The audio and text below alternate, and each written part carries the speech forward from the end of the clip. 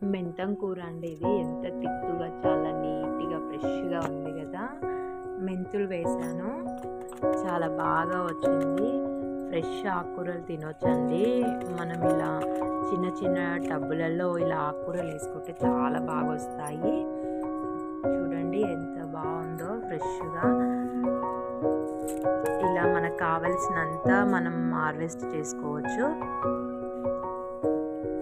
ఎంత మంచిదో మెంతం కూర ఆరోగ్యానికి అందరికీ తెలిసిందే. నేను ఎవ్రీ టైం ఇలానే వేస్తాను. ఇంకా మట్టి కాడలంతా కట్ చేస్తాను. ఫస్ట్ ఇలా క్లీన్ చేసుకొని ఇలా కట్టలు కట్టుకొని నీట్‌గా వాడుకోవడానికి సులువుగా ఉంటుందండి.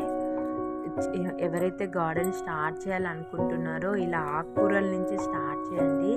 మనకు చాలా ఇంట్రెస్ట్ వస్తుంది. మనం గార్డెన్ చేసుకోవాలి అనిపిస్తుంది. ఆకుకూరలకి మాత్రం ఏం ఎక్కువ కష్టం ఉండదండి మనకు. ఇలా చిన్న టబ్బులోనే వేసుకోవచ్చు.